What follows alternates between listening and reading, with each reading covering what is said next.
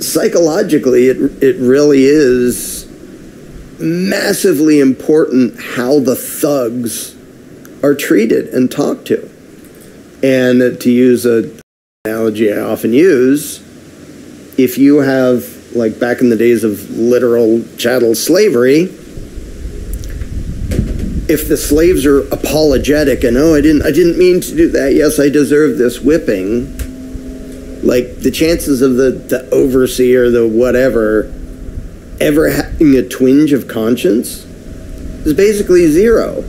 Like your victims are telling you that it's their fault, you're victimizing it. And a lot of victims of state thuggery, one way or another, express the same thing to cops. I'm so sorry I made it so you have to rob me and threaten me and put me in a cage. Well, if you didn't threaten and harm anybody, you didn't make them do that. They chose to do that, which makes them the bad guy. What do you just want? Yeah, good. You're the owner or occupier of this place? No comment. Okay. Just want to chat with Gabriel. I don't know who you're talking about. You don't know Gabriel? I don't know who you're talking about. There we go. Do you live here? How about that? Do you live here? The Australian Police Force. That's right. Yes, that's right. Folks, these guys right here behind me have all sworn an oath to a foreign dictator. These guys right here behind me operate under a false name in order to maintain a massive fraud against the people of this country, against you, the people of Australia. My brothers and sisters, these guys right here behind me are a foreign power, and this government, the one these traitors here protect and serve, the government of Australia, is guilty of treason. We get pulled over by fascists who are literally just lurking parking lots looking at license plates. So we get pulled over by two young fascists, guy and a girl. And they come up to the window. They're like, do you know what? I was like, yes, I know why. It's the same damn thing we got pulled over before by the state troopers. But since you're local fascists, I'm sure you're not going to give a crap and you're going to try to rob us too.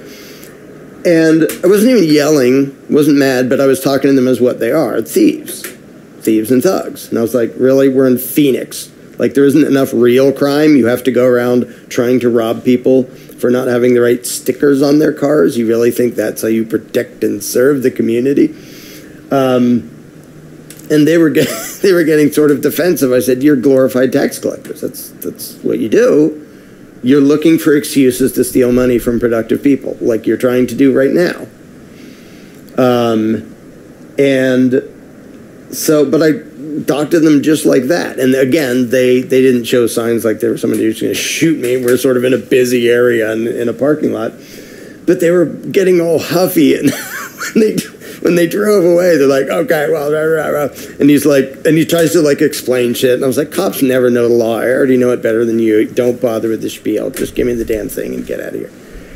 And so they were all huffy, and they like drove away in a huff and like peeled out because they're mad.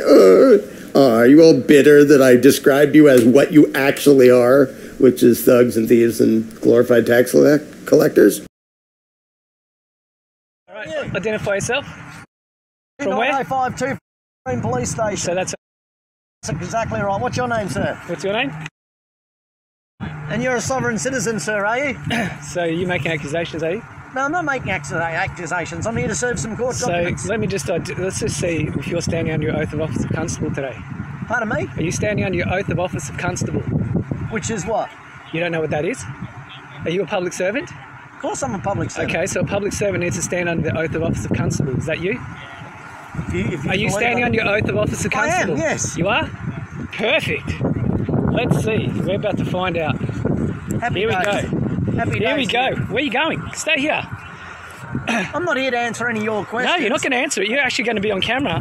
Well, walking away, proving you're not a holder of constable, that you're actually a private corporate policy enforcement agent. We'll get these served by the courts. I must caution you where I stand under Article 6. Where are you going? I assume those two joined up thinking that we're going to be a force for good. They probably grew up in a family that respects law enforcement and imagines law enforcement to be something other than violent thugs for the ruling class. So for them to hear that from me, they might just go, oh, you mean you say those things about... Hopefully they'll even think about it and go, well, yeah, we do spend most of our time just giving people tickets for dumb shit when they haven't harmed anybody. But imagine, so that was me being like, I mean, I was civil, I was calm, I wasn't screaming at them, but I was being obviously critical of their career choices and describing what they actually are. Describing it accurately.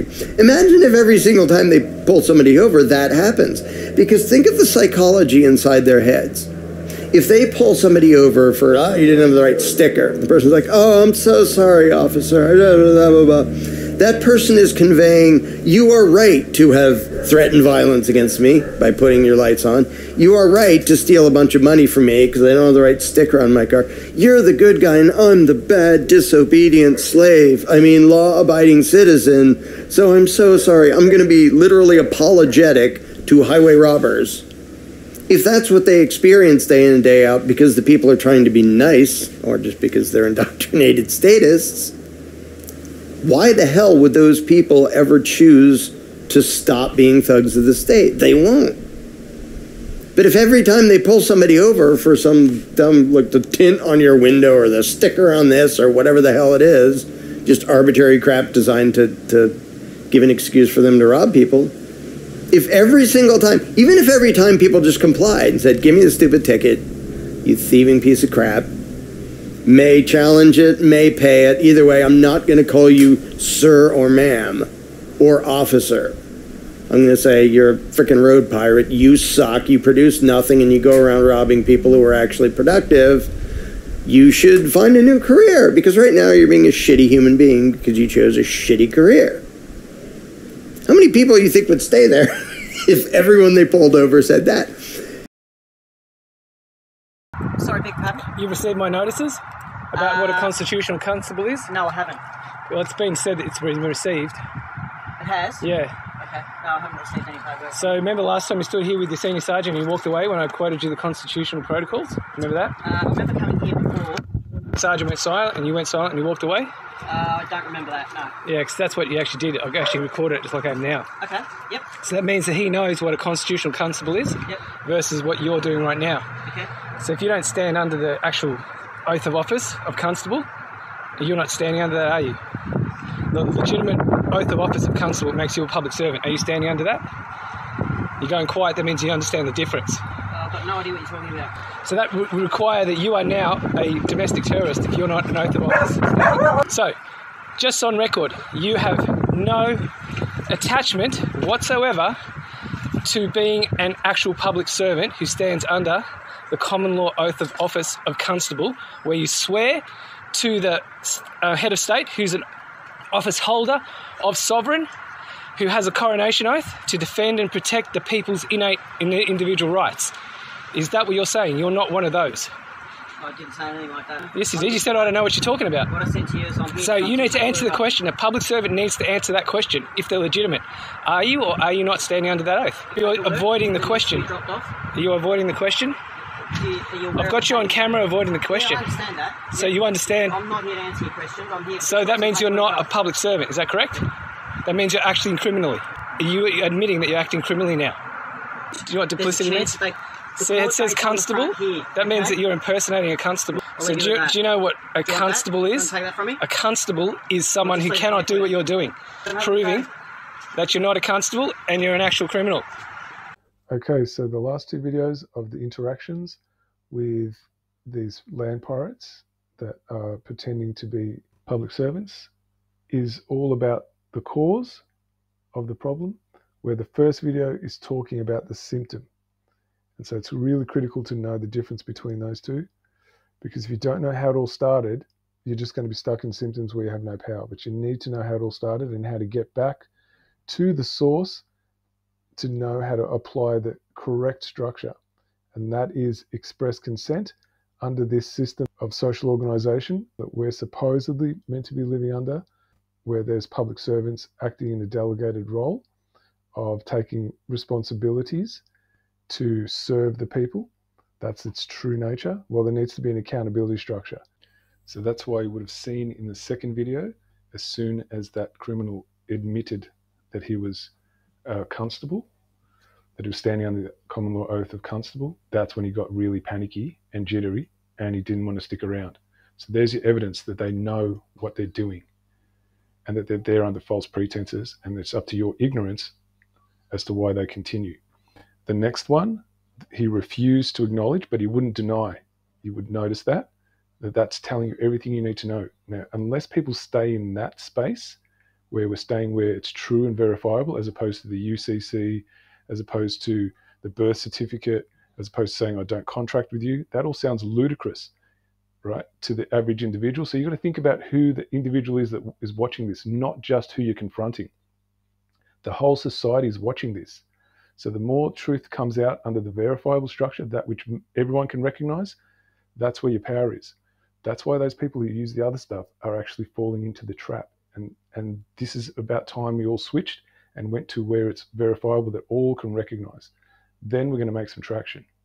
And express consent is such that the first line of defense from anything that the legislature creates is the head of state, which is just the office holder of sovereign. It's just an individual like you and me who takes that responsibility, the highest in the entire territory, right? So they've got the heaviest responsibility in the entire territory, and anyone acting as a public servant is responsible to them.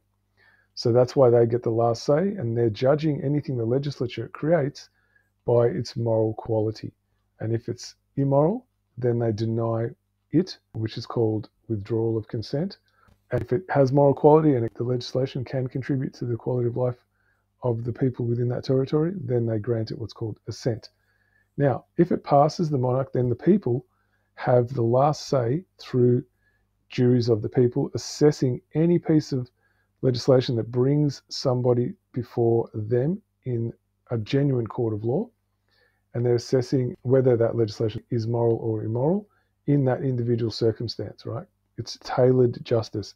It's not a one-size-fits-all. And if it's deemed that it's immoral and it's unjust, then it gets struck out. That's what express consent actually is. Now we look at this guy, the teardrop of existential sadness. Look at his belly. It's the shape of a teardrop, right? There is Chief Wiggum. He said in 21 or 22, I can't remember, the biggest lie on the planet, which is Victoria Police by consent. What he really means, which you don't know, is that he's speaking about consent as defined by the doctrine of legal positivism, which is implied consent, right? And what that does is it inverts the term. It conflates submission to deception, intimidation, and the use of organized violence with consent. Like that can actually be a thing. Right? That's how bent it is. And so it's really the claim that you are property of a parasitic ruling class of predators. That's what it really is. And that it is your job and duty to obey your master's commands. And these guys are there to ensure that you do that, these land pirates. So just wanted to give some definition as to what that really means when you ever hear the word police by consent, or any version that anyone in any role claiming to be something to do with government means when they say consent. It's really, really critical to understand that. Because if you don't, you won't know how to actually rebut it and express yourself in a way that's got to do with how reality really operates. So that's why I'm giving you that detail. If you want to understand where all this knowledge comes from, just stick around to the end, because then I'm going to give you somewhere to look. Keep in mind, as I mentioned before, the Associated Press already reported that a bunch of police departments were saying, for the first time, we're having trouble hiring enough people. And one of the reasons they gave is people don't like cops. And people don't want to join up because lots of people don't like cops. Well, that's with a pretty small percentage of people actually speaking their mind to thugs pulling them over. If it was everybody, nobody would do that. It is not good to be nice to people who are doing evil crap and imagining that they're not. Imagining that what they're doing is legitimate and noble, and they should be proud of it. They should be praised. We should thank them for their service. No, we shouldn't. All decent human beings, you can say it in a calm voice. You can say it quietly. But you should point out to people you're being violent thugs for the worst people in the world. And this is something that's already changing anyway, which is why not only the police, but the military has also come out and admitted hey, for once we aren't meeting our recruitment goals. Good. People aren't signing up to be mindless pawns of the war machine. Glad to hear it. But those who already are, they need to hear that's not a good thing to be. I know lots and lots of people who dare all the way come out and say, do not join the military. You're just going to be a pawn of evil, and they're going to treat you like crap too. And physically or mentally, you're very likely to be utterly destroyed. Oh, who would be so mean as to say that? The ones I know who say that the most often and the most zealously are former military people who are now voluntarists. And having been there, they're in a perfect position to say, I joined up, I was stupid like you. Thought I joined up to fight for freedom or some damn thing. And then I saw from the inside what it actually is. We're a giant gang of violent thugs. Some of them sadistic, some of them well-intentioned, but none of them benefiting from the experience of A, being treated like livestock, because as a member of the military, they make it quite clear you are their property. You're not an individual. You don't get to choose what to do. You obey orders. You kill who they tell you to kill. You blow up who they tell you to blow up. You don't matter. You're just a pawn of the machine. So you get no respect. You're treated like crap. And then your job is to treat everybody else like crap too. They deserve the hatred of the people. And if they're not feeling that on a daily basis, they can keep telling themselves, I'm the good guy. I protect and serve, or I'm just doing my job. They need to hear from decent people, you're doing bad shit. Your job is not okay. Following orders is not a good excuse. If you're a decent human being, you should quit and get a real job where people pay you voluntarily for doing something actually useful. And literally, if everyone talked that way to everyone in government, there wouldn't be anybody in government a few months later, because the pressure of that, just day in and day out, that's inherently immoral. What you're doing is robbing productive people to give money to political parasites and corrupt crooks. Stop doing that. Go get a different job. So the power of not being nice, even if it's in a calm voice, is massive because of how human psychology works. Again, I'll end with this. Not only do the victims of state aggression outnumber the thugs and the politicians a gazillion to one, but even the enforcers of the state outnumber the politicians a zillion to one. And if the enforcers go, I'm not going to do this anymore. Like, I no longer think I'm one of the good guys deserving of thanks and praise and protecting and serving the people. I see you through that crap, I quit. One by one they do that and they leave. Then there isn't a ruling class. If you subtract just the well-intentioned people from the equation, both the law-abiding taxpayers and the enforcers who meant well and the bureaucrats who meant well, if they all just say, we're not playing your stupid game, government just falls over. You don't need a revolution.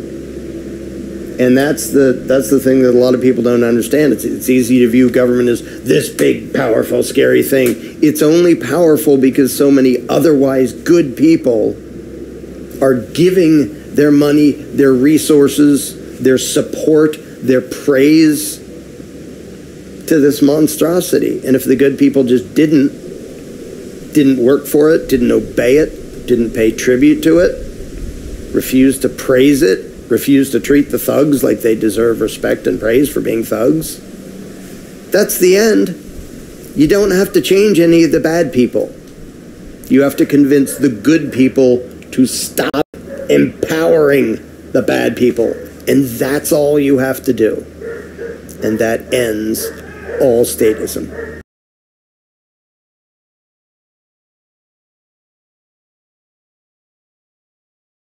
Okay, as promised, here we are at the magnacarta1215.com website. This is where the knowledge you need is all situated in one place. This is how you can actually use your power to express the correct structure that was the original agreement and the only agreement that still exists that allows for a system of public servants. So instead of waiting for trouble to come to you, you can go straight here to the notices process. That's a really quick way to start learning about what you don't know, even if you don't send it straight away, just to start reading them and understand what the true correct structure is. I'd highly recommend here. The second place I'd come to is this place, action, and then the judicial letter campaign, the police letter campaign, and the council letter campaign. Read all of those, and once you understand it, then start sending it, because that's how you can actually use your power to start showing these people that you know the truth, and that's where they start crumbling. It's not just one individual, it's the bulk of people. That's what shifts reality, is when the bulk of people come and stand behind the truth. Because currently the bulk of people are standing behind the lie. And so it needs that shift. And you have that power to shift that anytime you like. So that's just a quick place for you to come look. And then after that, do your own research of what else is on here that's going to be valuable to you.